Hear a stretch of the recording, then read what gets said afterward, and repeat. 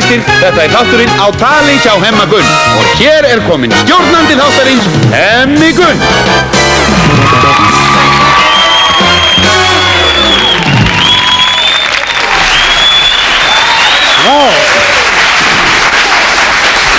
Takk fyrir. Gott kvöld, ágætu vinir land allt, góðir gestir minni hér í sjónvarpssal sem starfsfólk ameríska sendiráðsins og hússtjórnarnemar í hússtjórnarskólanum í Reykjavík og aðrir góðir gestir. Ekki bara svolítið gátt?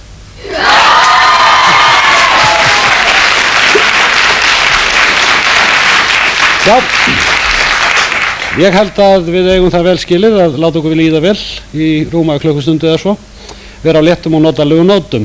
Þessi þáttur verður nokkuð óvenjulegur frá svona fyrir þáttum þar sem að aðalgestur okkar var skyndilega tilnefndur til Óskarsverðlauna og við skellum okkur bara eftir honum til Hollywood og þið sjáum árangurinn á eftir. Þá frægu gesti sem við heimsóttum þar, við kynnumst þeim nú síðar í þættunum og við fáum marga góða fræga gesti hingað í þáttinn til að létta okkur í lund og má þar nefna úrvalslið dægurlega söngvara sem verður á allt öðruvísi nótum í kvöld. Við fáum atriði úr La Bohème og að ógleymdum heimsöngvaranum okkar sjálfum Kristjáni Jóhannsinni. Svoleiðis að það vel þess virði að vera með okkur. En í undanförnum þáttum þá höfum við brugðið á leik, fengið áhorfendur hér í sjónvarpssal og senda út í bæ. Þetta hefur vakið mikla athygli og verið svona léttur fíflagangur og menn hafa lent í því að leysa ótrúlegustu þrautir. Þannig skautadansarinn frá því í síðasta þætti og nú ekkert að vanbúna, við þurfum að nýta tíman vel og fá einhverja góða þáttakendur í leikin í kvöld. Þetta fjórða skipti sem við reynum þennan leik og það má segja að hann gerist trilltari í hver skipti. En ég held að við séum ekkert að tvímuna, við veljum og nú skulum við bara signa ykkur þarna og nú ætlum ég að velja þáttakendur. Og við skulum sjá, við ætlum að fá þá, þetta svo mikið af konum hér. Við skulum sjá, við ætlum að fá þarna einn mann til dæmis, allt 2 komavinur, hér svo vel. Það ætti ekki að klappa fyrir honum.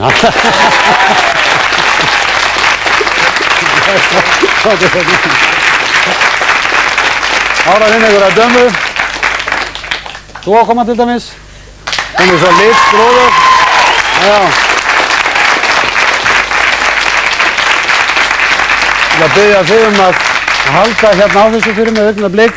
En nú hafið þið tæpa klukkustund til þess að ljúka, þið hefur nú fylgst með þessum þáttum ekki, þannig að þið vitið hvað þetta snýst.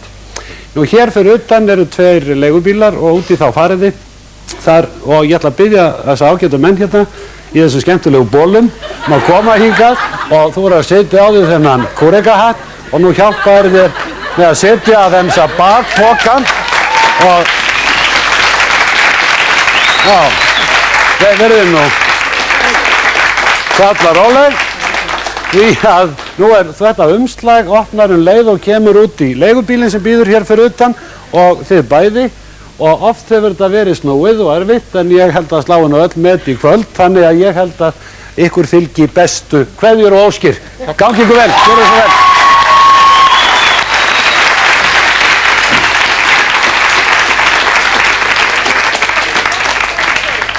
Þá voru þau lögð af stað. Ég get svarið það ef þið vissu hvað þið eiga að gera. Þegar ég vaknaði í morgun þá var svo fallegt veður að mér datt svona í hug að það væri gaman að senda þau í litla svona létta útilegu. Ég tók nú ekki eftir snjónum en málið það hjá þeim núna að þau eiga að fara upp í Öskjuhlíð. Leigubílarnir aka með þau upp í Öskjuhlíð og þar fá þau í tjöld, það í þessum pokum og þau eiga að tjalda og síðan eiga þau að leysa ýmsar þrautir og ég held ég geti beðið alveg spennt þangað til. En það líður svona páskum, góðir gestir og áhorfendur og ég fór í Perluna daginn og þá sá ég listaverk sem unnin voru úr páskaeggjum. Ég bað þessa heiðursmenn sem að þetta listaverk gerðu að koma hingað í kvöld, fara hérna á bakvið og ég ætla að biðja ykkur bara að fylgja mér því að nú ætlum við að brjóta þetta aðeins upp þennan blessaða þátt okkar og fara hér fram til þeirra. Nú ætlum ég að biðja á að gera eitthvað óvenjulegt, ætlum ég að gera svona fylgja mér hérna, já takk fyrir. Já, hérna maður mættur inn á smíðaverkstæðið og hvar eru þið blessaðir? Þarna eru þið. Nei! Komið þið blessað og dengsi hér. Þetta er minn. Sællinu, og þú heitir? Jón Arilíusson. Og þú ert hvað? Konditor. Kökugerðarmaður og góður íslensku. Já. Og Stefán Viðarsson. Ég var að segja fólkinu, ég hreifst svo af þessum listaverkum ykkar sem þið gerðuð, FL-turninum og Perlunni og sem er unnið úr svona páskaeggjum. Og hvað ert þú með hér? Sko ég er nú passa, þetta er ekki fannir ungarnir hérna? Jú, ert þú með þá? Já, ég er nefnilega þetta allt saman sko, þeir eru aðstofað með strákarnir bara svona með þetta sko. En verður og fylgstu með þeim? Ágústa frænka með þetta. Nú langar við til að biðja ykkur að búa til eitthvað listaverk, sikkvort listaverkið fyrir okkur og ljúka því fyrir þáttarlok. Og það sem ég langar til að biðja ykkur að gera eitthvað sem minnir á Hollywood. Og þá dettur mér í hug svona, til dæmis, það er síðan hæðina, Hollywood hæðina, með merkinu Hollywood, til dæmis að gera eitt svoleiðis og svo eitthvað pálmatré eða eitthvað skraut. Deinsa á ströndinu. Já, eitthvað svona, deinsi á ströndinu. Já, það má alveg gera, það er allt í lagi. Við lítum til ykkar á eftir. Verðið velkomnir. Hefjist handa, gjörðu þið svo vel. Þú passar á þessi. Ég gerir það. Takk að þið fyrir þessi minn, yndislegur alltaf.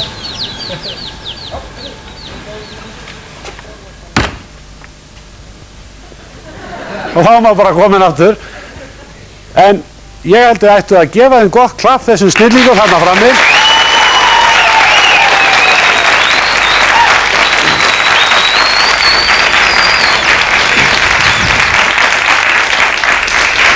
Jæja, og við lítum til þeirra svona annað veifið í þessum þætti en það er komið að fyrsta tónlistaratriðinu og það er svona yngra fólk sem er þar í aðal hlutverkum að undanskildum stjórnandanum. Þetta er skólahljómsveit Kópavogs sem að er 25 ára um þessar mundir, að vísu ekki með sömu nemendum allan tíman, en það hefur verið sami stjórnandi í 25 ár og það er hinn ötuli og áhugasami tónlistarmaður Björn Guðjónsson.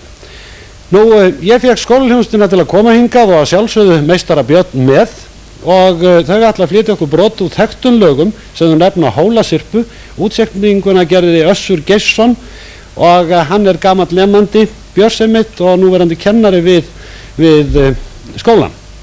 En þetta er ungt fólk sem gefur okkur hinn rétta takt í kvöld og skólahljómsveit Kópavogs undir stjórn Björns Guðjónssonar.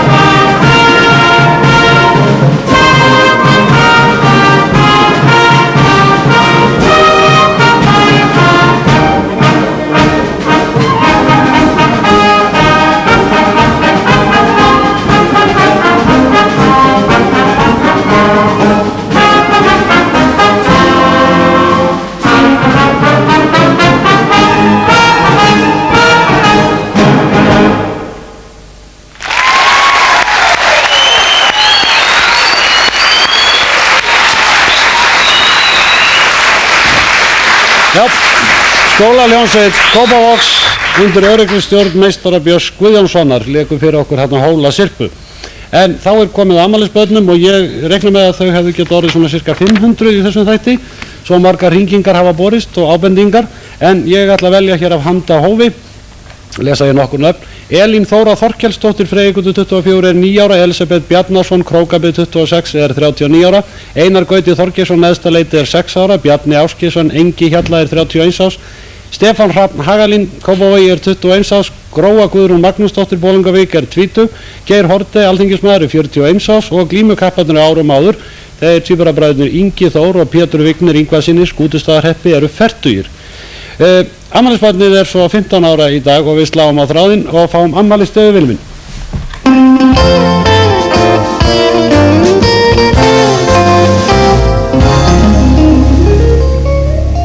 Já, góða kvöldið. Hæ. Ólaf Huld Vogsdóttir. Já. Ert það þú? Já. Komdu sæl og blessuð. Hæ. Hæ.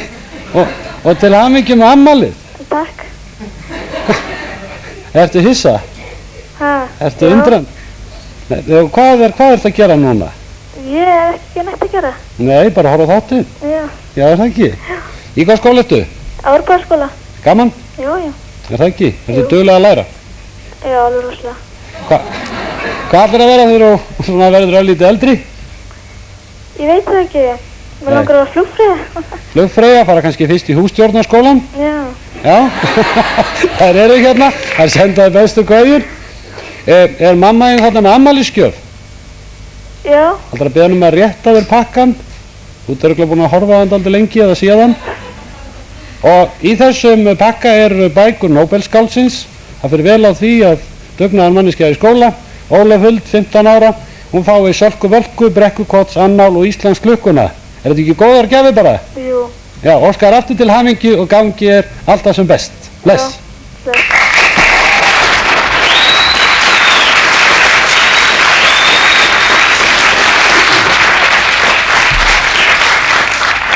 Já, þetta var afmælisbarnið okkar og nú hefur Óperusmiðjan í samvinnu við Leikfélag Reykjavíkur hafið sýningar í Borgarleikhúsinu á þeirri víðfrægu óperu La Bohème eftir Giacomo Puccini. Við ætlum að fá sýnishorn úr þessari víðfrægu óperu og það eru þau Jóhanna Linnet og Bjarni Þór Jónatansson sem ætla að flytja okkur þetta sýnishorn. Nú, Jóhanna ætlar að syngja Vals Musettu eða Quando Mendo. En við ekki að fá svona forsmekkin af þessari frægu óperu sem verið að sýna núna í byrjari mitt í kvöld í Borgarleikhúsinu La Bohème. Gjörðu þið svo vel.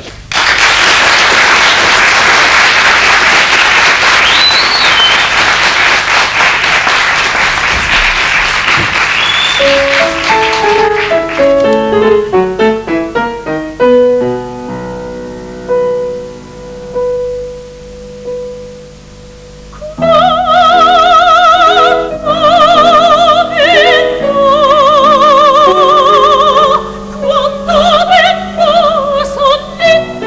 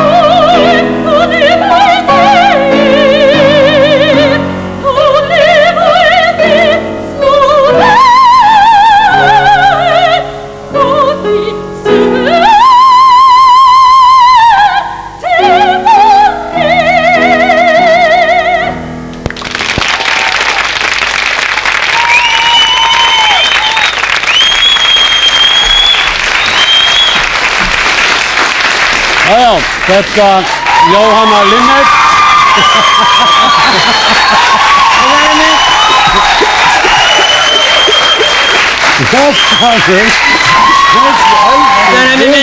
Báðir sæti bara. Heyrðu. Já, báðir sæti. Haltu á semmi minn. Já. Ég átti að færa þetta. Og hvað þetta Þetta Dixon? frá hússtjórnarskólanum. Svona æðislegt hús. Svona líka. Hæ? Það líka við að geta Sérðu, búið ég er búin að fá að putan alveg rjóman. Heyrðu, ekki við. Ég vel. Þú ert svo litli krakkarnir. Já. Alltaf eins. Heyrðu, og það er bara með páska ekki. Hæ? Og gerðu stelpunnar í hússtjórnarskólanu þetta. Já, það er bara, gáum þér þetta minn, bara ferðu þér þetta. Það er gaman að sjá þig.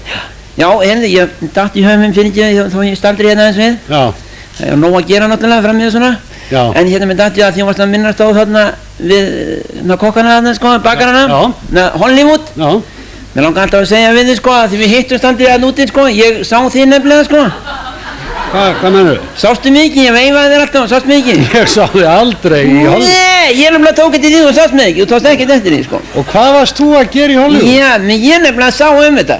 Sást þú Sá afhendinguna, Óskarsverðlaun afhendinguna? Já, ég sá að það var út vegna þess hemminn sem þú kannski veist ekki, þú ert þá ungur strákur, en þá, kottnungur, veist ekki neitt. Og hvað? Ég nefnilega fann þetta upp. Fannst þú upp Óskar? Ég fann þetta svo mikið upp, ég og Óskar heitinn vinur minn. Nú? Já. Og hvernig kom það til? Það var þannig við vorum í skóla saman úti, sko. Ég var að kenna honum sko, hann var í kvikmyndaskóla og svona þess. Já. Og þá var ákveðin sko, við ætlum að gefa svona verðlun, við vorum svo góðið vinnu og ákveðum að gera það. Já. Já, og svo var ákveðin að gera svona styttu, sko, einhverja styttu. Já, og það var reynd að fá einhverja til að sitja fyrir, sko, til að gera styttuna. Já. Já, veist ekki á hverju myndin er á styttunni? Ég á nú, sjálfur litla. Já. Sem við keyptum þarna. Já, hver er þetta fyrirmyndin sem? Ég veit ekki. Heldur hann sé Rói? Nei, ekki, það er ekki Nei, heldur hann sé Tassan? Nei. Nei. En Róhættur? Nei, gæti verið John Wayne. John Wayne, nei. Ronald Reagan. Marlon Brando? Nei, hann er lág. Nei, býta þess, kannastu við þetta? Hún er svona stytta. Já, þetta er ég, að mummi. Þetta þú? Já.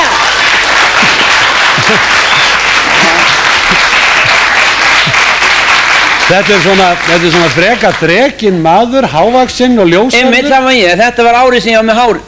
Já, svo þetta er þú. Já, þá var ég svona áramyndir á njóta þegar ég var í íþróttunum og svona. Svo var maður aðeins fann að ganga saman svona núna sko. Já, þetta er ég nefnilega, já. En af hverju heita þetta þá bara ekki eitthvað annað en Óskarsverðlaun? Já, sko, það var nefnilega hann, sko, við þurftum að kasta upp á hvort þetta ætti heita Daniels verðlunin, sko, eða Óskarsverðlunin.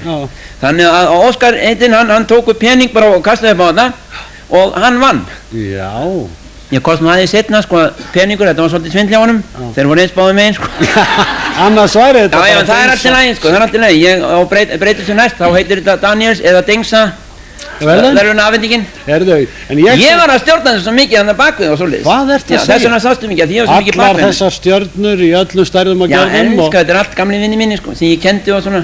Við vorum, sko, þegar fólki kom niður á þessar stóra samkomuhúsi, þá vorum við þar niður í andirinu. Já, þið fengum ekki að fara inn, sko. Nei, við fórum að fara inn þar alveg, gátum farið á okkar passa. Já, ég reyndi nú að koma þér inn hemmi minn. Þegar kæmi allt saman og færi yfir í veisluna. Já, ég bjóst við að sjá þig, ég var nú að reyna að tala við og reyna að koma bóðin til þinn að bjóða þér í veisluna. Við kíktum inn þarna í tjaldi, stóra tjaldi, 700 leikarar. Tjaldi, hemmi minn, það voru bara sviðsmenn og svona sem voru þar. Nei, við sáum marga fræga þarna. Já, ég baði að koma aðeins við til að veifa svona rétt. Ég var með aðalpartíð, sko, sem ég hélt sjálfur. Hvar varst þú? Það var þarna í Spago. Aðalstaðnum? Já, aðalstaðnum, ég á hann. Við reyndum að fá miða þar og það. Já, ég veit, ég fréttaði þú varst einhvern þegar hent útvist. Ég var búinn að segja hann, sko. Nei, við fengum bara vísa frá. Þessum var svo illa klæddur. Nei, en er ekki bara spurningum að vera heimsfrægur? Jú, það var nú það. Ég satt alltaf borð með gömlum kunningin, sko. Hverjum? Það voru hérna Jodie Foster. Fannst þér ekki lítil? Hæ? Fannst þér ekki lítil? Jú, ég hélt nú á henni grein svona. Ég passaði hann líka alltaf þegar hann var lítil og svona. Já. Nú þarna var vinnu minn, Robert De Niro. Já, varstu við borð með þeim? Ég satt við borðið, já, Nick Nolte þarna og Jack Palance. Jack Palance, gamli vinni, já. Já, við fórum í Sjómann. Og þú tapaði það? Ég vann náttúrulega. Já, hann er hress enda gandinn. Og fleiri? Jú, svo var náttúrulega aldavinnu minn sem var albestur, sem ég gisti hjá, Anthony Hopkins. Já. Já, Anthony Hopkins, það var hann. Hvað segir? Já, satt við hliðina á mig, sko, við fengum svo fínan mat hana. og allir borðu og ánægðir með nema Antoni Hallgríms. Hann borðaði ekki. Nú? Hann var með eitthvað sér nestu með sér eitthvað, ég veit ekki hvað það var. Vel? Já, svo þurfti hann að fara í miðin veislu heim. Nú? Já, hann sagðist vera með eitthvað mann í kvöldmatur. Mann í matinn? Já, það eitthvað kunningir sem hann bauði heim til sín svona. Já, heim til sín? Já, bara ég alltaf bjóða hann mikið góða mat svona. Jæja, en kjaftansögurnar henni. Alveg furðulegar. Ég skal segja þetta verður ekki best sem ég var að segja. Við getum hlegið hér á Íslandi að þessu kjaftasögum miðað við þarna. Það var alveg rosalega að hérna, þetta skulle vera ennþá, þetta var ekkert breyst. Þarna er ljóskubrandarandi, sem er blondinunnar. Já, með þessar ljósar í gamla daga. Það var að vera þessar heimskar og svona, þú veist allt þetta. Og það var ennþá verið að segja þessar brandara þarna og það var hlegið mikið af. Nú? Já, ég get á að segja þér. Já, segð mér þér. Ég með ekki segja. Nei, það er þannig þeir voru að segja þarna og það er til dæmis, hvað er það fyrsta sem ljóskar segja þegar hún vaknar á mótnana? Ég veit það ekki. Og lítur hún og segir, þið allir í sama fótboltaliðinu, strákar? Þetta hefði átt að vera Valur henni. Það getur verið nú. Hörru, þú ætla ég að biðja þig að fara fram og fylgjast með strákonum. Já, við þurfum að halda honum í skreitinguna. Við þurfum að gera það, svo þurfum við að fara að aðtúa Friðrik Þór. Við þurfum endur að aðtúa þeim minn. Gerð það. Takk fyrir minn. Og lítu eftir ungonum. Ég geri það. Blessaður. Og þarna eru þeir félagarnir og þarna eru þeir greinilega að byggja úr páskaeggjum og það er meiningin að búa til Hollywood-hæð eins og ég bað á og einhvern pálmatré og helst engsa þarna á ströndinni líka með öllum þessum frægum mönnum. En þarna var ljómandi gott veður en þá er nú komið aðalgesti þáttarins. Í síðasta þætti sló heldur betur í gegn 82 ára gömul kona sem geislar öll af lífsgleði og svona kvöndagsetja sem aldeilis sló í gegn. Hún syndir, hleypur og dansar rock'n'roll á hverjum degi og það var margir þakkað okkur fyrir að fá hana einmitt í þáttinn og margt eldra fólk hefur hringt í okkur og sagt okkur að það við bara yngst upp 30 ár við að horfa á Ingibjörgu og við kunnum henni nú bestu þakkir. En aðalgestur þáttarins að þessu sinni er Friðrik Þór Friðriksson. Nú, það var vitavonlaust mál að fá þann önnumkafna kvikmyndagerðarmann hingað í sófann og sérstaklega eftir að hann nú tilnefndur til Óskarsverðlauna. Við ákváðum því bara að skella okkur á eftir honum til Hollywood. Nú þeirrar miklu einu og sönnu kvikmynda borgar, hvort sem mönnu þykir það nú gott eða slæmt, það vitum við ekki. Og eiga við hann viðtal sem að fór fram með daginn fyrir Óskarsverðlauna afhendinguna. Já, sjálfsagt margir eftir því í fyrra þá fórum bröðu okkur til New York og tókum hús af Ólafi Jóhanni en nú fórum við alla leið vestur á Kyrrahafsströndina og varum alla þverfóta fyrir stórstjörnum. Við förum núna borð í þotu flugleiða Fandísi, bjóðum ykkur á Sagaklass að sjálfsögðu og komum ykkur nú vel fyrir. Aðalviðtalið framundan í Hollywood, góða ferð. Well, East Coast girls are hit by really good those styles they wear. And the Southern girls with the way they talk, they knock me out when I'm down there. The Midwest farmers' daughters really make you feel alright. And the Northern girls with the way they kiss, they keep their boyfriends warm at night. I wish they all could be California. I wish they all could be California. I wish they all could be California girls.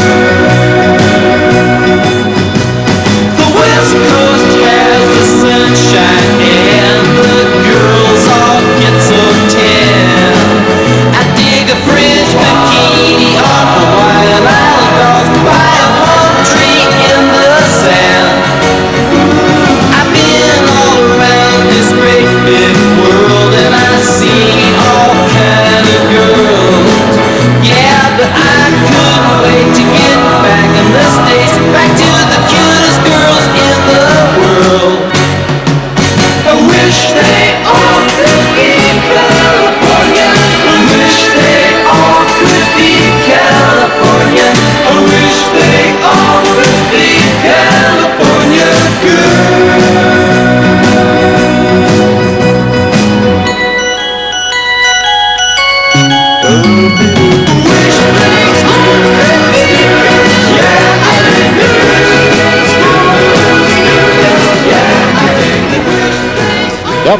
Keflavík, New York, Hollywood.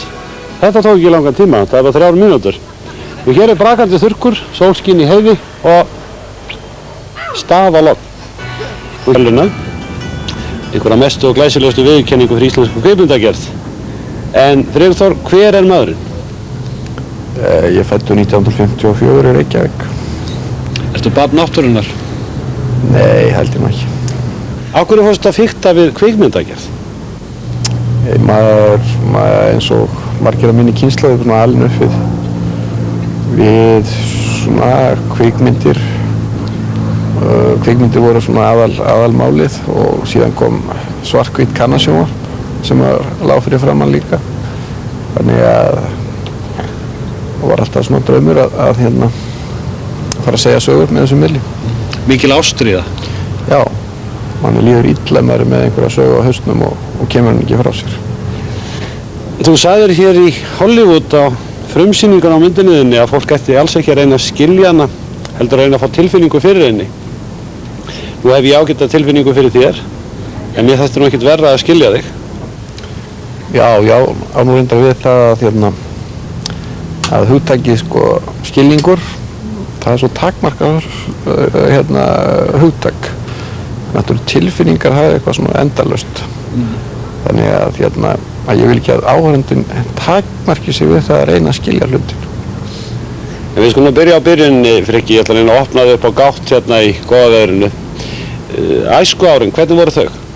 Við vorum bara fótbolti, ekkert nema fótbolti og síðan var ég sendur í aldistafnu upp bara á framvellinum, Tónabíó og síðan var ég sendur í sveit á Höfðaströnd í Skagafirði þar sem börn náttúrunnar hefjast og svona reyndi eitthvað að krafsa í fótbolta þar en hábúndurinn líklega á ferlinu var þarna 9 ára í fram eitthvað svoleiðis.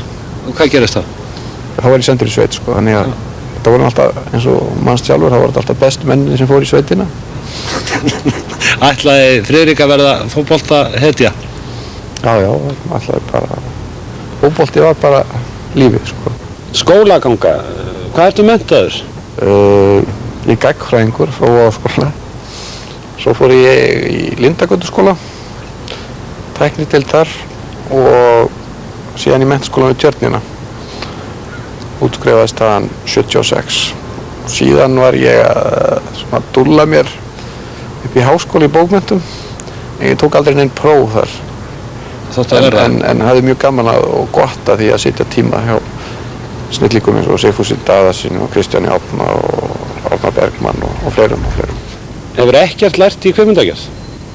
Ekki svona, ég hef aldrei sest á svona skólabekk og látið einhvern mann kenna mér hvað sé þetta og hvað sé hitt. Er þetta bara sjálflært? Já, maður segja það en ég var náttúrulega með kvikmyndaklúbbinn þegar að kvikmyndaklúbb Menntaskólann og síðan kvikmyndaklúbb Framhaldsskólann á Fjarðarkvöttin og maður segja að við sýndum myndirnar svona 6 sinnum. Maður var alltaf þarna og horfði á þessar myndir og ég held ég hef lært mest á því. Þú talar áðan að þú hefur mjög gaman að því að segja sögur, segja frá. Á hverju ekki að gerast rithöfundur? Ég er bara svo illa skrifandi. Ég er alltaf mjög lélegur í stafsetningu og bara erfitt með að tjá mig í rituðum máli. Þannig að þetta lá eiginlega bara beint við. Við vorum áðan að nefna íþróttir, þú ert enn með ólæknandi íþróttdellu. Ég er mjög gaman að spila knattspyrnu. Stofnaðir ekki knattspyrnufélagi Árvakur? Jú, það er að vera 10 ára þessa myndir. Ég hætti alveg í knattspyrnu svona frá 16 ára og byrjaði svo aftur 27 ára þegar við stofnuðum þetta félagafnir. Er ekki unnið til verðlauna með félaginu? Jú, ég held ég hafi verið einhvern tímann kosið efnilegast að hafa sýnt mesta framferðir á árinu. Og þá fertugsaldri? Já, kjörárið var fertugur í fyrstu deild og það eru 3 ár í það. Nú en fólk virðist þekkja mjög lítið, Friðrik. Sumir telja þig hrjúfan, aðrir örlítið montinn, en flestir telja þig hljóðlátan húmorista. Hvað að þessu rétt? Ég er náttúrulega montinn. Það Það er svona ákveðið, það kemur alltaf eins og þú veist í gegnum knattspyrnuna. Þú getur ekkert í knattspyrnu, þá verður það að halda svona mítinu uppi og groppa það alveg rosalega í hverju einasta atviki sem telst svona yfir meðalag. Við skulum að gera smá hlé og heyra hvað vinir þínir og vandamenn sem staddir eru hér í Hollywood sögðu því í gærkvöldi. Þetta nú svona fólk sem að þykist þekkja þig svolítið. Gjörðu svo vel. Sko, ef ég á að finna einhverja galla hjá honum, ég veit ekki hvað það galla í þessum, af því mér gallarnir snúast upp í kosti. Ég meina, sumir segja við hann montinn. Jú, hann bölvaða montras, ég meina, hann það. Ok, en hann líka svolítið efnað því, hann fer vel með það, hann kann að vera skemmtilega montinn og það munurinn á honum og mjög mörgum öðrum. Ég held að þessi góðu pabbi. Að vísu hann svona pabbi eins og hann núna, þá hann svona pabbi sem kemur heim með gjafirnar. Þannig að sunnudags? Já, pabbi sem alltaf í útlöndum. En þeim þykir við vænt hann og strákurinn okkar sem 7 ára, Friðrik Steinn. Hann sagði við pabba sem áður hann fór út, pabbi, þetta allt í lagi, þó þú komir ekki með Óskarinn, þá eigum við plast Óskar heima. I liked him. I think he was, I thought he was a nice guy. I thought he was interesting. I thought he was funny. Sko þegar þú spyrir mig núna þá man ég fyrst eftir fyrir þegar ég hitt hann í stegunum á Gauk og Stöng og fór að tala það að ég hefði skrifað illa Kúreka Norðursins sem var rétt og ég hafði líka rétt fyrir mér en tók strax eftir því að hann var nógu stór til þess að vera ekki sár út í mig. Sko það nú gaman að frikka og Friðrik hefur það sameiginlegt með öðrum góðum kvikmyndagerðarmanni sem kunningi minn, David Lynch. Hann hefur einstaklega skemmtilega frásagnargáfu og var alltaf að segja manni sögur sem voru kvikmyndahugmyndir. En ég neita því ekki að manni fannst hann vera dálítið skíaglópur á þessum árum. Og svona 1 til 2 árum síðar þá förum við að ferðast saman á kvikmyndaháttíðir og ég bar töskurnar hans og hann bar mínar stundu. Nei, það var nú kannski ekki þannig. Hann bar ekki mínar töskur, ég bar hans töskur. Hann frekur og athygli þegar hann vill svo við hafa, en hann kann líka halda henni. I think The Children of Nature is the best Nordic film I've seen since the vintage Bergman movies. Þó hann hefði þessa gífurlega skemmtilegu frásagnargáfu, þá þarf svona kannski að virkja það. Það ekki nóg með það að menn geti sagt sögur, svona kannski við skemmtilegt borðhaldið yfir glasi, ef það alltaf sem síðan að koma því sem sagt yfir í bíómynd og ég hafði náttúrulega smá áhyggjur af því í byrjun og honum kannski myndi ekki beint takast það. Hann stendur á börunum, þéttur, yfirvegaður og úthaldsgóður með glasi svona þétt að brjóstinu og mennirnir koma til hans, framleiðendurnir og umboðsmennirnir og leikstjórarnir og leikararnir og hann svona glottir og þeir einhvern veginn laðast að honum. Hann hefur ekkert fyrir þessu. Nei, ég held að hann sé ekki hrjúfur, það er kannski bara því hann dálítið feiminn. Hann starfar og hugsar miklu meira á tilfinningasviðinu heldur en kannski hinu rökræna. Og ég held að það sé fyrst og fremst þess vegna sem þessi mynd kannski höfða til fólks. Hann mjög mikill og frjór hugmyndabanki. Hann fær hugmyndir sem eru í senn einfaldar en bæði frumlegar og svolítið geggjaðar líka. Fyrir Friðrik að fá tilnefninguna þá þýðir það hans nafn þegar orðið þekkt hjá öllum þeim sem skrifum kvikmyndir, öllum þeim sem kaupa kvikmyndir og öllum þeim sem selja kvikmyndir. I think he has a strong personal vision. I don't think he's trying to imitate anybody else's films. I don't think he's trying to make a film by a formula or simply to achieve a certain box office. He makes a film because he has something very particular and very personal to say. Hann bæði, eins og ég sagði, feiminn en líka mjög ákveðinn í að berjast fyrir því sem hann trúir á, sem hans eigin verk. Hann hefur óbilandi trú á því sem hann ætlar að gera. Bræður hans hafa lagt húsin sína við fyrir hann og ég held að eins og ég segi, ef við eigum ekki eins góða fjölskyldu eins og við eigum, þá værum við ekki hér. Hvorki hann í ég. Ég átti líka sagt að hann einhver heppnasti maður sem ég á ævinni kynnst. Og þá vil ekki segja það að öll þessi velgengni sé heppni, heldur að hann þarf ekki annað en að kasta einhverju, sko, ég veiði ekki, ég er ekki veiðmaður, þarf ekki annað en að bara stíga honi á, þá var hann búinn að veiða stærsta fiskinn sem veiddur hefur verið það sumar í ánni. Og ef hann veiðir ekki stærsta fiskinn, þá veiðir hann flesta fiska. Og eins og sé, ég held að hann sé í rauninni fyrsta raunverulega viðurkenningin á íslenskri kvikmyndagerð. Ég held svona allar aðrar viðurkenningar hafi nú kannski verið meira og minna heima tilbúnar en svo að segja þær. Það er að verið ansi smáar en blosnar út. Heldur að fyrir nokkrum árum að nokkur maður hefði trúað þessu nema hann sjálfur? Konans.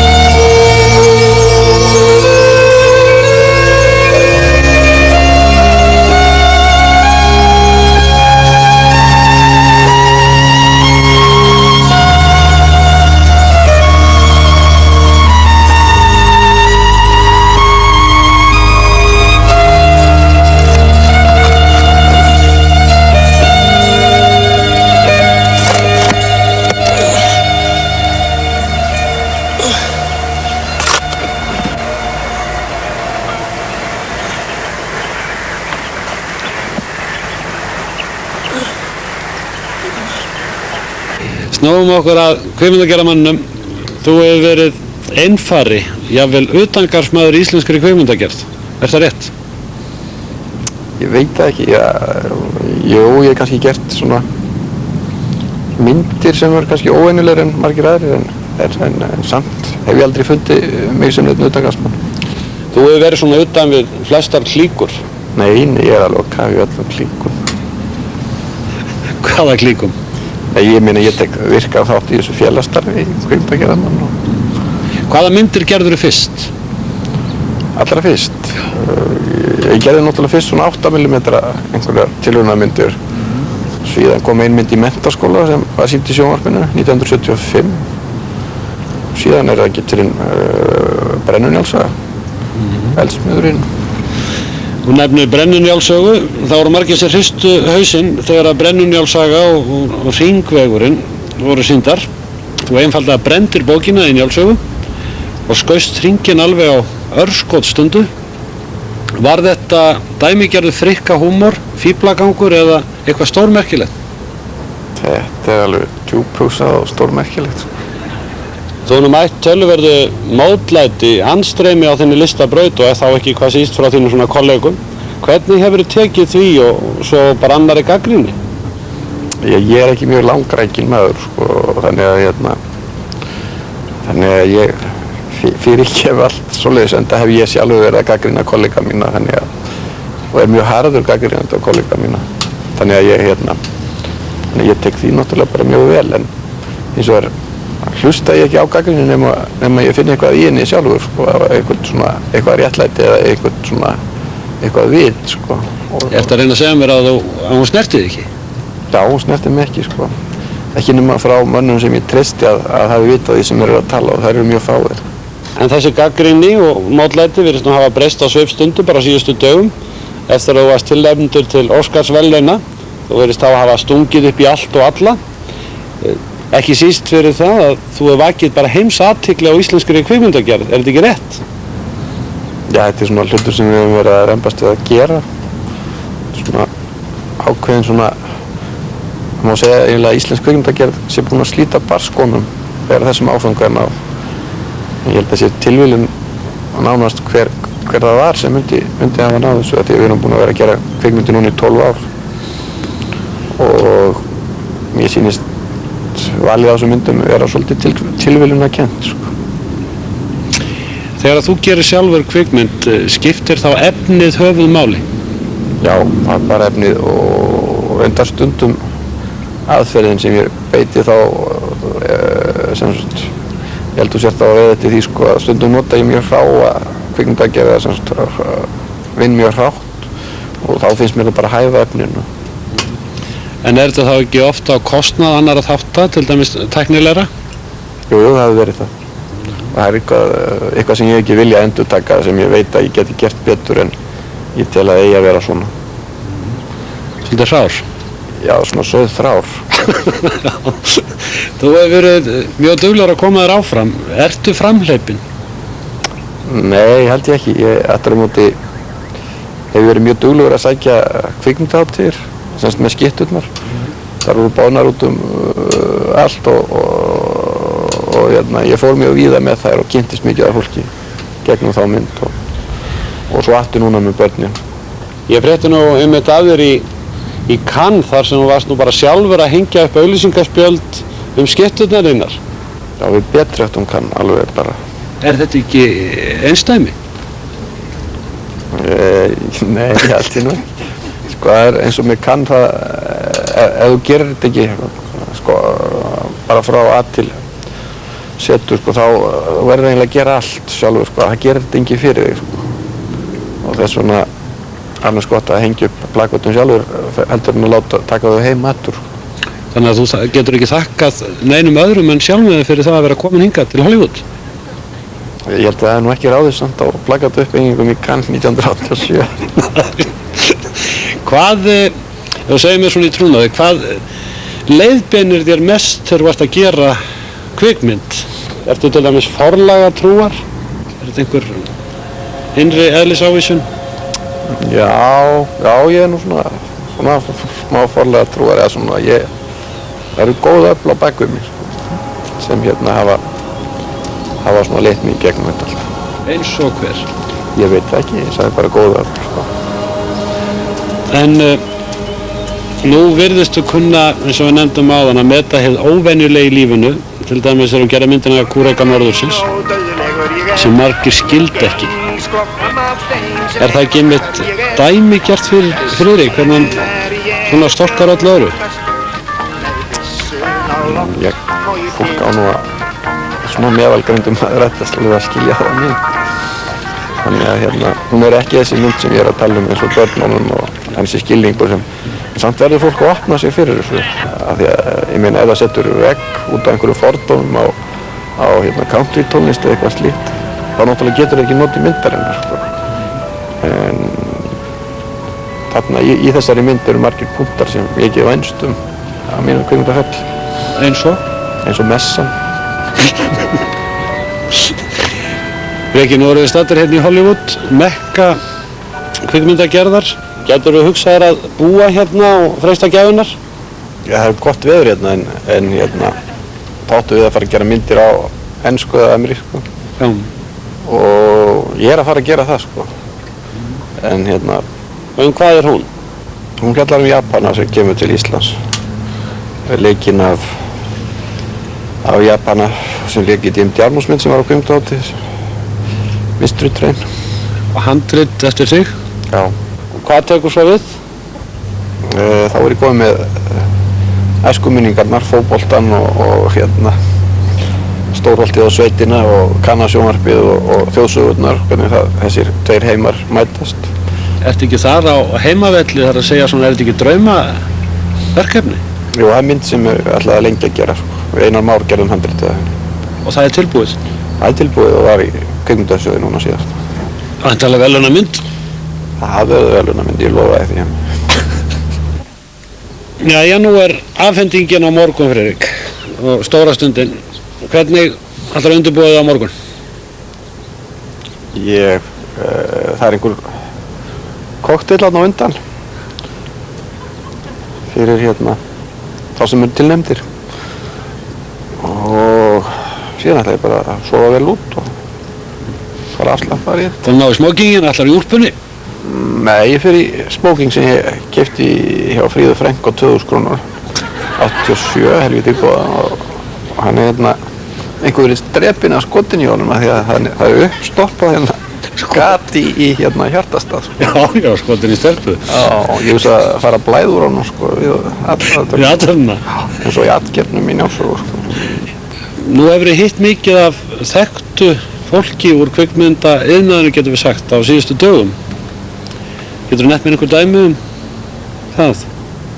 Já, við vorum í Lönns í gær, mjög skemmtilegum, sem samtök kvikmyndaleikstjóra héldu og þar voru Billy Wilder og Paul Mazursky og svona Barbara Streisand og svona fleiri nöfn, sko, en mest hefði ég gaman af þessum gamlu mönnum eins og Billy Wilder sem eru ennþá mjög hressir og einhvern veginn kjaftaðan hver tuska og manni svona einhvern veginn fannst maður komast einhvern veginn í takt við kvikmyndasöguna með því að hitta þessa kalla, sko. Það er ekki svolítið óvenjulegt og skemmtilegt fyrir litla strákinn úr hverfinu að vera að koma þarna allt í hann? Jó, maður er líka búinn að sjá alveg aragrúa myndum eftir þetta fólk og sumir held ég að væri nú bara dauðir eins og Robert Fletcher en hann spratt upp í gær. Hann spratt þannig, sko. Þannig að ég hef mjög gaman að þessu. Nú eru þetta 5 myndir sem eru tilnefndar til Óskarsverðlauna og þau voru það á blaðamannafundi í gær. Verður þau var við einhvern ríg á milli manna? Nei, það fer mjög vel á með okkur. Við erum bara einhver fegurðardrottningar.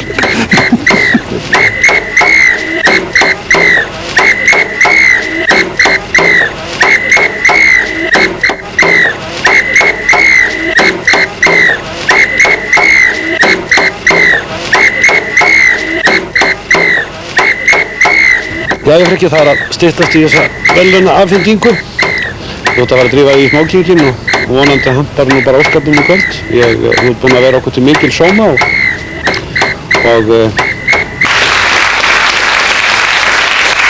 já, takk fyrir þetta var það. Þetta voru stjörnurnar og þarna sóndi hann sér vel okkar maður sem varð Íslandi til mikil sóma og vakti mikla athygli á íslenskri kvikmyndagerð, Friðrik Thor Friðriksson. Stjörnurnar eru býsna misjafnar eins og vænta mátti en ég vil færa sérstakar þakkir kvikmyndatökumanni okkar, Páli Reynisinni, sem að festi allar þessar stórstjörnur og reyndar alla ferðina á filmu og til þess að ná þessu fræga fólki og Friðrik í 2000 krónar smókingnum þá þurfti hann að bíða á sama stað, hann Palli, í 7 tíma án nokkurrar næringar á besta stað og þetta fólk var að veifa honum sérstaklega og kann ég honum bestu þakki fyrir og við öll sem og öðru fylgdarliði í þessari ferð, Ástur Hrönn og Pétur Einarsinni og síðast en ekki síst stjórnandanum og vinni mínum Agli Eðvarðssyni sem að stjórnaði þessu eins og öll öðru hér hjá okkur og klippti og skar og gerði þetta allt saman að raunveruleika og gefum þessu ágæta fólki gott klapp.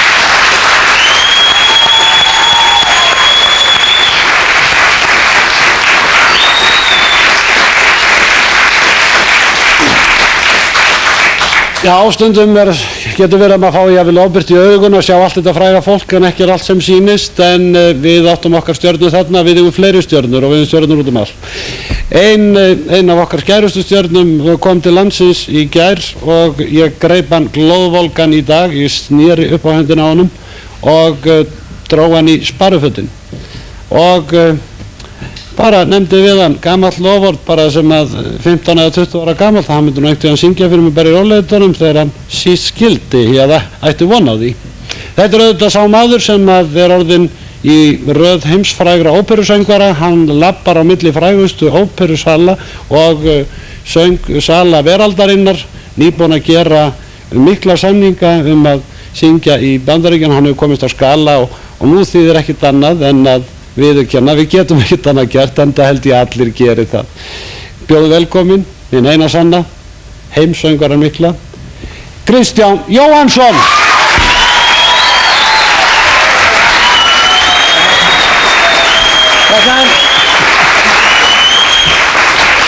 Hvað er minn? Hvað er nú? Já, myndum eftir núna minn. Hvað ert að gera nú? Hérna, maður byrjum að færa þetta hérna, farðu varlega með þetta minn. Færa mér? Ég var að kynna Kristján Jóhannsson. Já. Hæ? Ég les leið og tekur á hana, farðu varlega með þetta? Já.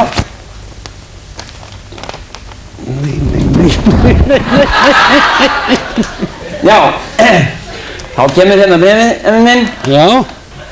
Kæri Hemmi, hér kemur hann loksins, Óskarinn sjálfur. Í öllu óðagotinu í Hollywood gleymdist ein mikilvæg verðlaunaafhending og þú rokin heim, Hemmi minn. Nefnilega Óskarsverðlaunin fyrir áhættuleik í aðalhlutverki. Þau eru hér með veitt og megið þú vel njóta, Hemmi minn. Viðbragðsflýtin eins og nú sést er hreint einstakur. Kveðja frá ferðafélögum, Ásta Guðrún, Pétri Palla og Agli. Gjörðu svo vel, Hemmi minn. Njóttu vel.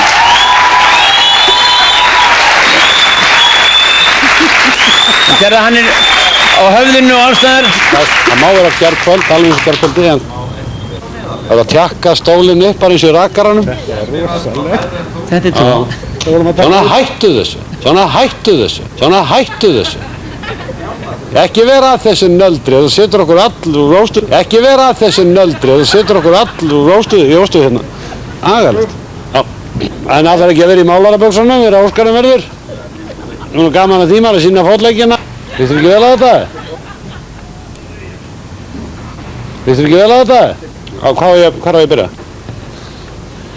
Hvað tekur svo við eftir það? Vittu ekki vel að þetta? Hvað tekur svo við eftir það? Ég er búinn að kveðja aftan lengi. Já, ég frikki, nú finnum við að líða að þessari. Það vitt til henni snökkum bara, djöfull gaman að þessu. Segju þau bara. Vittu ekki vel að þetta? Hvað tekur svo við eftir það?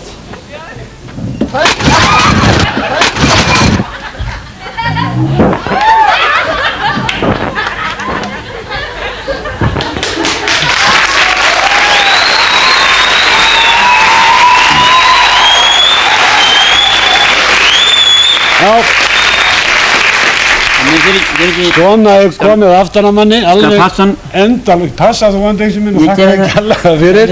Og ég get sagt ykkur það að það munaði nú litla. Fyrsta lagi að það kviknaði nú í mér og ég hefði stór brennst þarna og dotti aftur fyrir mig í laugin og bara hreinlega drepist. En ég glemdi nú að minnast líka á aðstofastúlkur okkar sem voru þarna tvær í viðbót, sem voru þar Guðrún Bjarnadóttir, ferðafélaginn okkar, og Hanna Maja ferðunardama. Og þá er kannski komið að því að við fáum heimsvarann. Ef ég segi þá ekki einu sinni við manni þetta frammi, segið þau? Kristján Jóhansson, það bara nú, ok.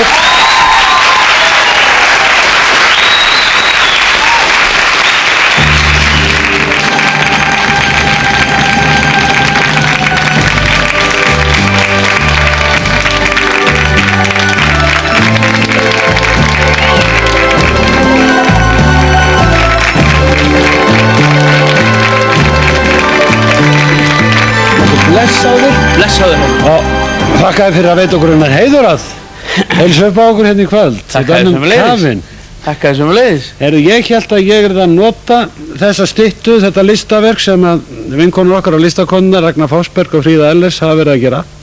Hvað er þetta? Að vísa ekki fullt frá gengið. Þetta er ég, segðu það ekki? Já, mér finnst þetta eitthvað kunnulega, en hvað afturri? Ertu að láta gera brjóstmynda sjálfu þig náttúrulega? Já, þetta er brjóstmynda sjálfu mig, ég er ekki eins og að gera það sjálfur. Jú, blessaður. Og það er hún Duna Halldórsdóttir sem er ekki láta að gera þetta. Já. Fyrir verðandi kvikmynd sem verður tekin upp í sumar. Þú ætlar að leika hjá Dunu mitt í sumar? Ég ætla að leika hjá henni Dunu, vinnu minn. Hvernig leikar er Kristján Jóhansson?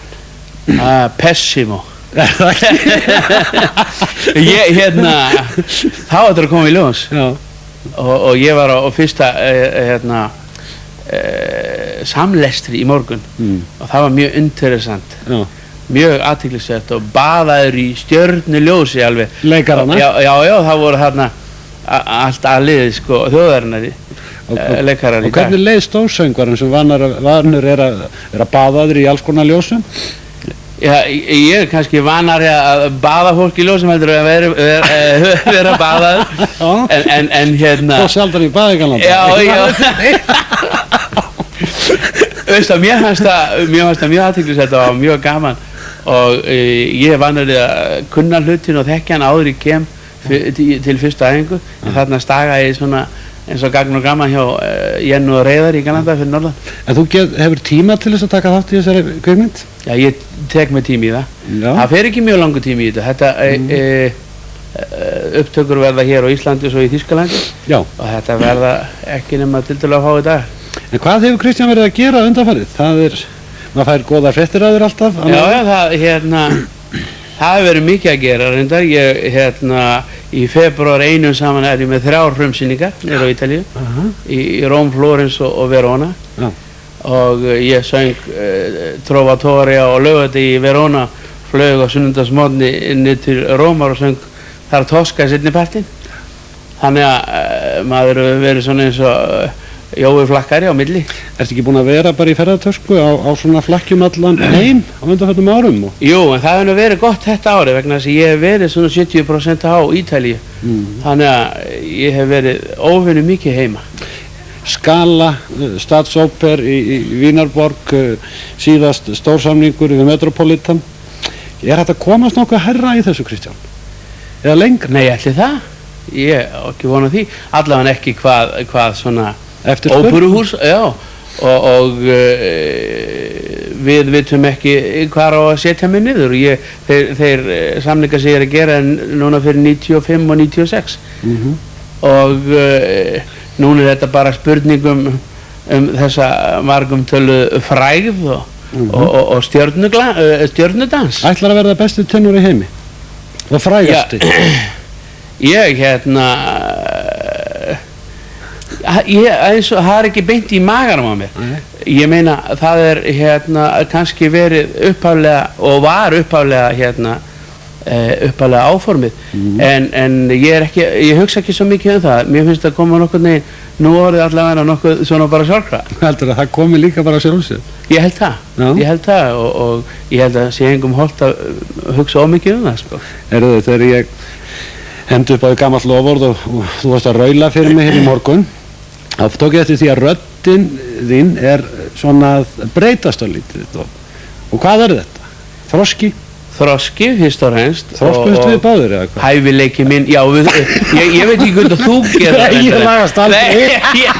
Ég myndur ekki lofa því, sko. En með sjálfa mig svo allt í lagi. Þetta er aðalega þroski minn og skynsemi mín sem hefur aukist og skilningur á að nota þetta apparat og þannig munum bara á amatörinn sem maður segir og professionista. Það er í svona einbeiting og já, þetta er, breiðari. Þú þekkir hljóðfærið og þú einbeitir inn í hálsinn á sjálfur og veist hvað átt að gera. Það er engar tilvílinir lengur sem að ráða og þetta er að sama með ráði gert. Já, nú ertu orðin meðal eftirsóknarverðustu tenora, getum við sagt, og orðin forríkur eða ekki? Já, forríkur, ég er mjög vel launaður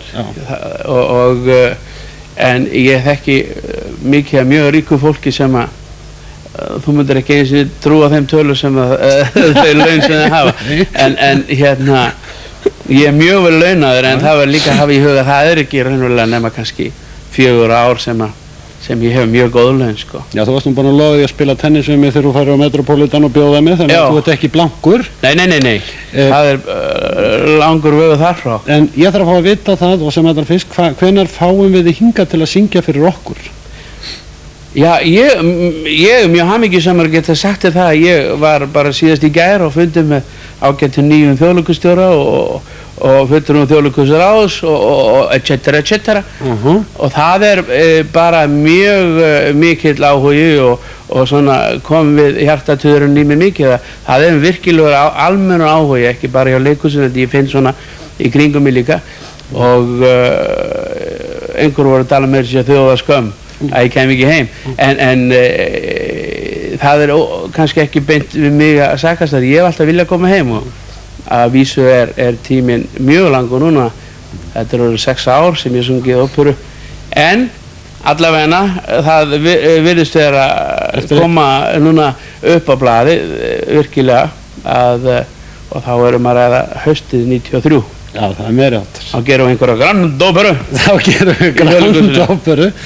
Nú en það var var aldeilis frábært að fá þig hingað í þetta stutta spjall, Kristján. Takk fyrir sem við getum nú spjallað saman lengur og gera það nú við betra tækifæri.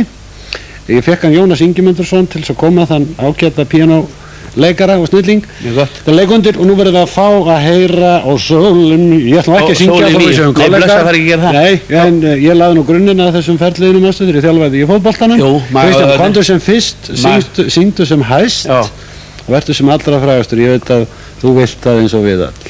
Takk fyrir ekki. Ég lagt knúsa. Kristján Jóhannsson.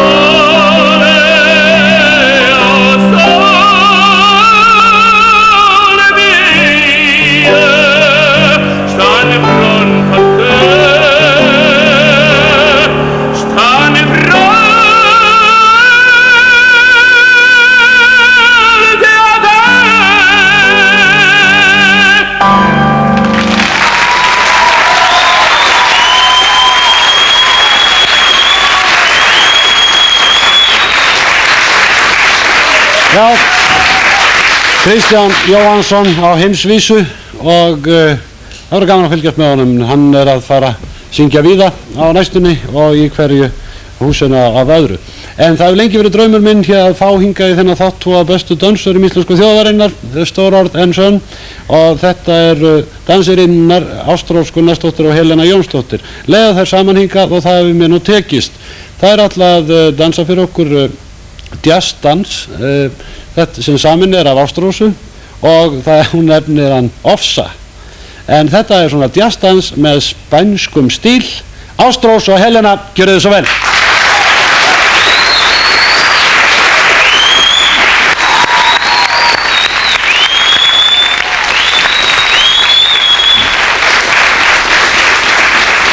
Já, þetta voru þær Ástrós Gunnarsdóttir og Helena Jónsdóttir dönsuðu þarna jazzdans með spænskum stíl.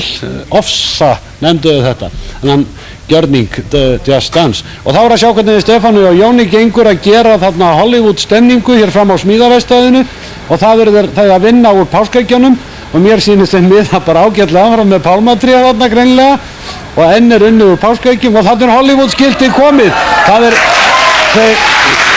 Og nú að sjá hvernig þetta verður. En þá er nú komið reyndar að síðasta atriðinu. Ég ætla að kalla saman stórskotalið íslenskra dægulega söngvara til þess að ljúka þessu náttúrulega með svona Hollywood, Kaliforníu sveiflu.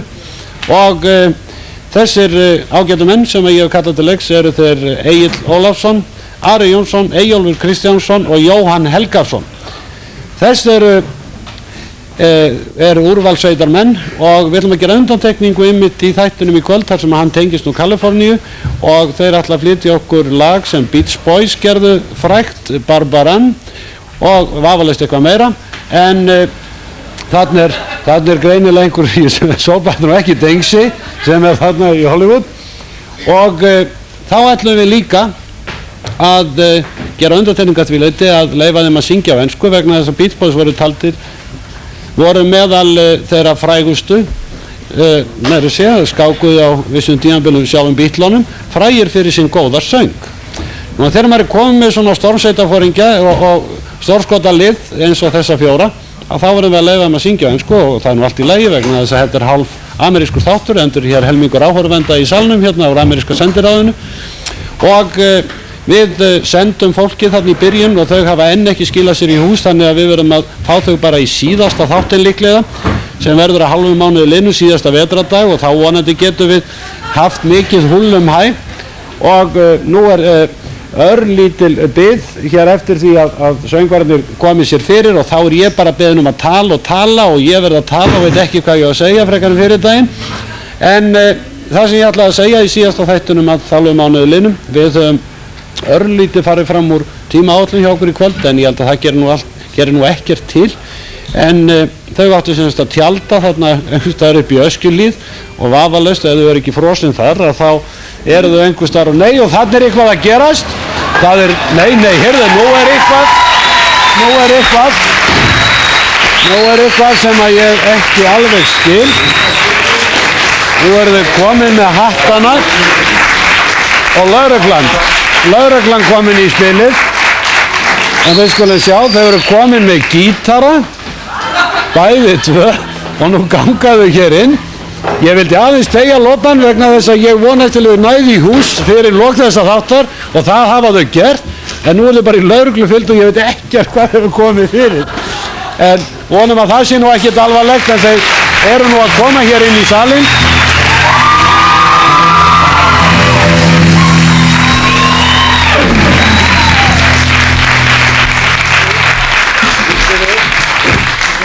kallinn minn. Þau sagðist vera á þínum vegum? Þau voru á mínum vegum, já. Og þau voru í einhverjum leik? Þau voru í leik, já. Svo kviknaði í hjá þeim og við verðum auðvitað að grípa inn í. Nú kviknaði í hjá þeim? Ég vil bara minna á það að það er auðvitað stórhættulegt að vera með opinn eld á þessum árstíma úti. Já, en ég þakkláttur fyrir hvað tekur þessu samt ekki illa. Og það er kannski rétt að minna á það að þegar að snjó tekur af hér og eins og undanförnum dögum að fólk hefur verið að kveikja sínur út borg og bí að þá ætlum við náttúrulega ekki að kveikja í þarna í kvöld en minna á það að fara að vallega með eld og við skulum bara gera það og þakka þér kærlega fyrir vingjarnleikheitin og fylgja þeim hingað upp yfir já, settu það bara fram innur og þakka þér fyrir og sjáu þið svo bara lokin á þættinum Jæja, krakkar og hvernig gekk? Þetta var söguleg útilega Þetta var sögulegt? Já Hvað heitir daman? Linda heiti ég. Þú heitir Linda og ert í hússtjórnarskólanum? Já. Og herran? Ég, Þórir Jónsson. Já. Og starfsmaður í sendiráði Bandaríkjanna. Já. Og gekk þetta bara öðru leyti mjög vel. Við sendum ykkur sem með bakpókana og við skulum sjá ef Egill er tilbúinn að sýna okkur. Þarna farið út með bakpókana og nú skulum bara fylgjast vel með.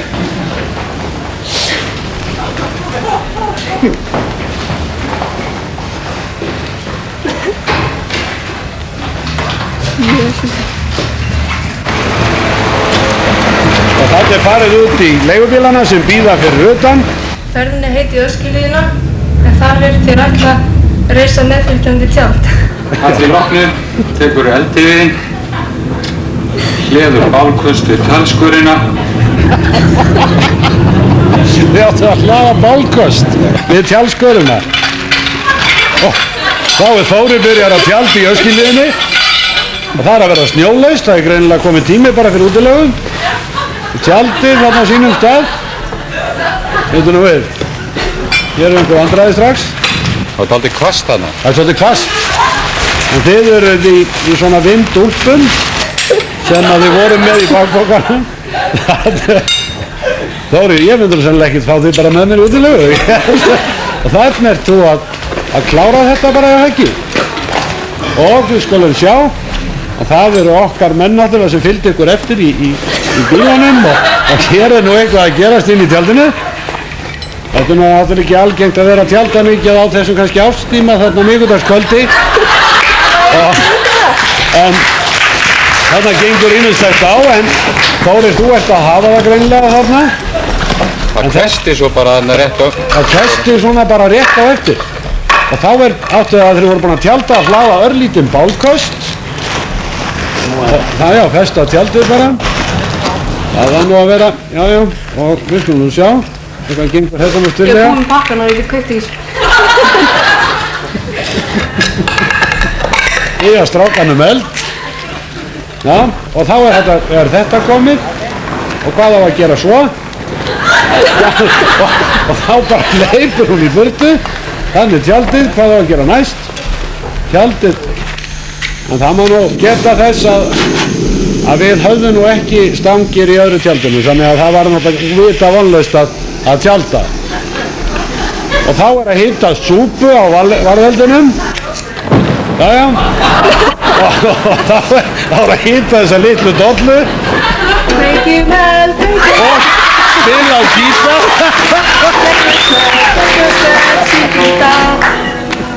Upp af þess fundar að ætluðum bæði merkur túk.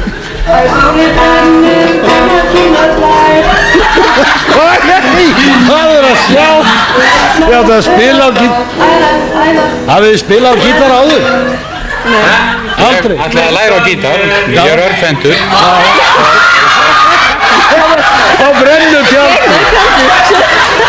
Á brennur tjaldi.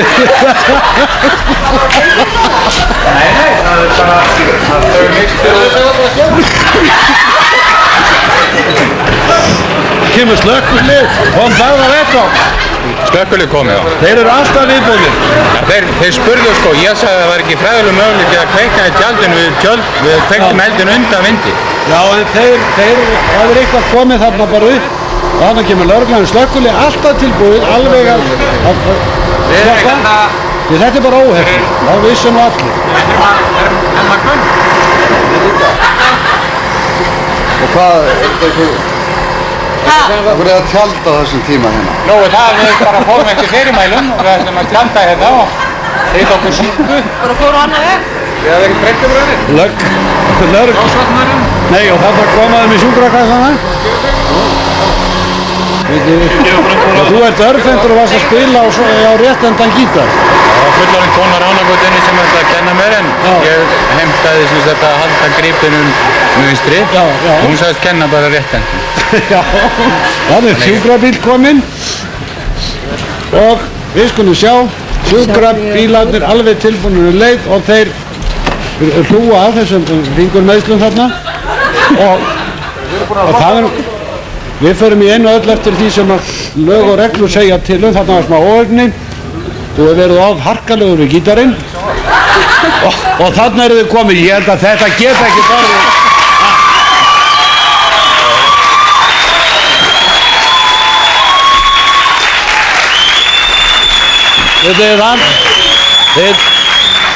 Þið stóðu ykkur alveg eins og hetjur og við, já það gengur bara betur næst þegar þið farið í útilögum og við ætlum að gefa ykkur hérna fáið þið sikkvot sveppokan af bestu gerð frá skátabúðinni og ég bara vona að útilegan hefnist betur næst þegar þið farið á stað.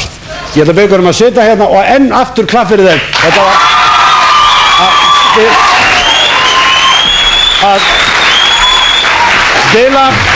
að spila á gítaran, hita sér súpu á bálkesti og tjald í Öskjuhlíðinni, þetta getur ekki orðið fáránlegra. En við ætlum að ljúka þessu með sveiflu frá Kaliforníu. Við erum með stórskotalið íslenskara dægulegasöngvara Egill Ólafsson, Jóhann Helgason, Eyjólfur Kristjánsson og Ari Jónsson. Hljómsveitin okkar auðvitað á sínum stað undir öruggri stjórn Villa Guðjóns, og nú ætlum við að gefa í og fá þessa réttu Hollywood stemningu auðvitað. Við köllum það ekki Beach Boys, við köllum þá Strandamenn. Gjörðu þið svo vel!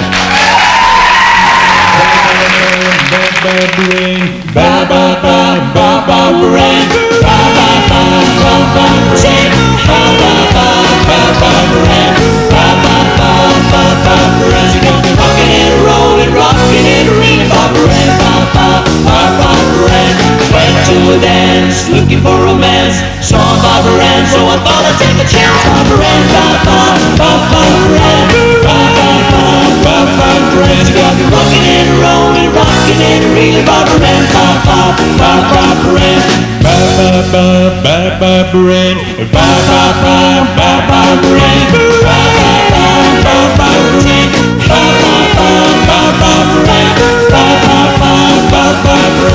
rockin' and rollin', rockin' and reelin', Barbara Ann, Barbara Ann.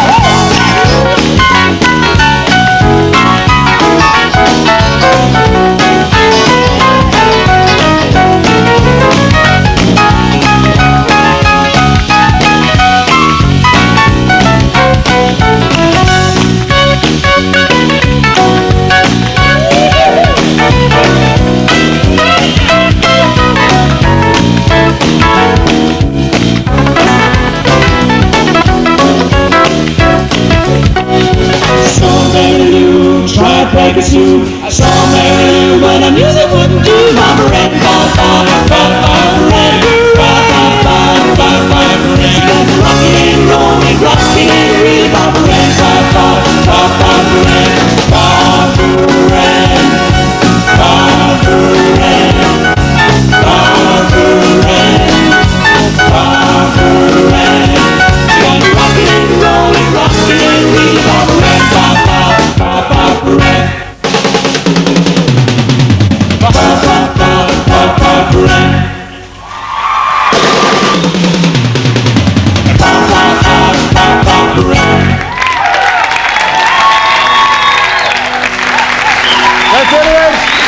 Þetta eru þeir, Strandamennirnir sterku, og þetta var lagið Barbara Ann. Það er komið að leiðarlokum hjá okkur í kvöld. Ég þakka góðum gestum mínum hér í sjónvarpssal, áhorfendum land allt. Þetta er Óskarsverðlaunin fyrir áhættuleik, allur krambúlera. Nú er bara að sjá hvernig þeim hefur gengið, strákunum og perlunni, með að skapa úr páskaeggjum einhverja stemningu, svona Hollywood stemningu. Við höfum nú Óskarinn hér fyrir framan það, félagar. Og við skulum sjá hvað hefur komið út úr þessu hjá þeim.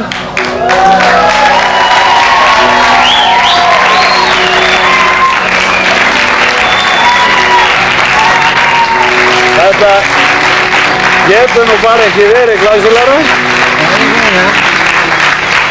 Þetta getur nú bara ekki verið. Hér eru þetta komið, hér eru pálmatré, það er kanína, það er pálmatré, það er Hollywood, og hérna er líklega Daisy. Hann er þarna. Hann er að fylgjast með stelpunum á ströndinu, og þetta?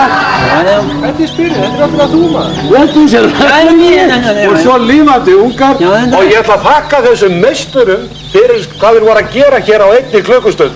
Nú skulum við gefa þeim auka sérstaklega klart. Þetta er meira. Já.